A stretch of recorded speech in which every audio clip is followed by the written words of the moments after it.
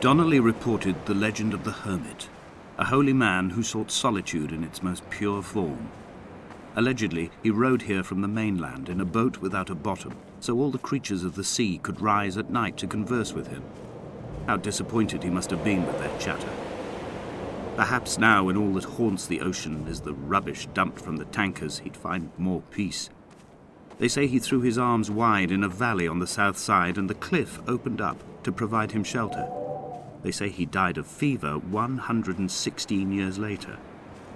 The shepherds left gifts for him at the mouth of the cave, but Donnelly records they never claimed to have seen him.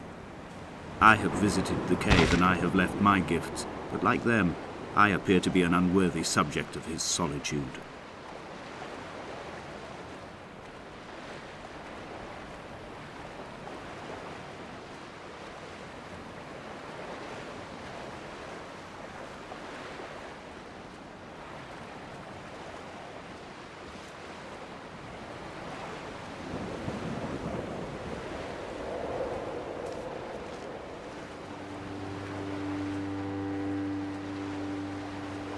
When you were born, your mother told me, a hush fell over the delivery room. A great red birthmark covered the left side of your face. No one knew what to say, so you cried to fill the vacuum. I always admired you for that you cried to fill whatever vacuum you found. I began to manufacture vacuums just to enable you to deploy your talent. The birthmark faded by the time you were 6 and had gone completely by the time we met, but your fascination with the empty and its cure remained.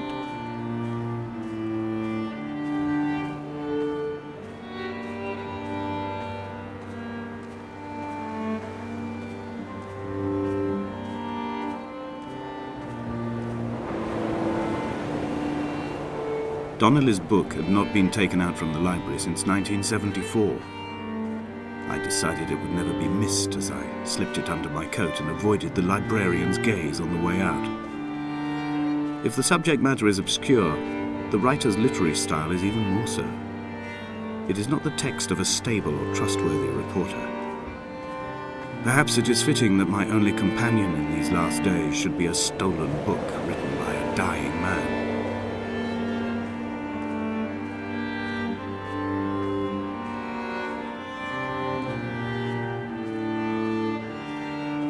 When someone had died or was dying, or was so ill they gave up what little hope they could sacrifice, they cut parallel lines into the cliff, exposing the white chalk beneath.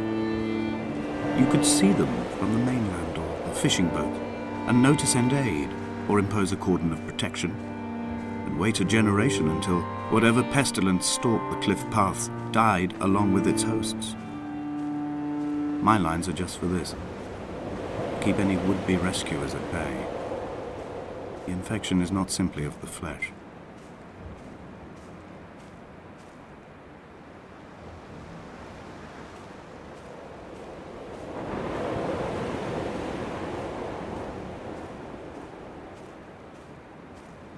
I quote directly, "A motley lot with little to recommend them.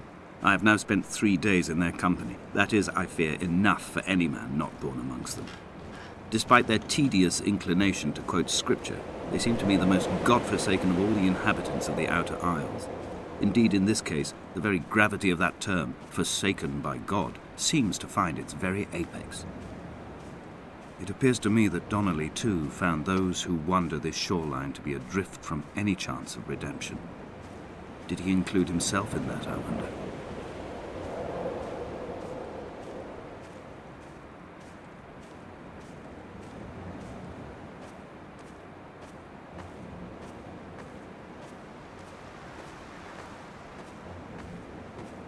Dear Esther, I met Paul.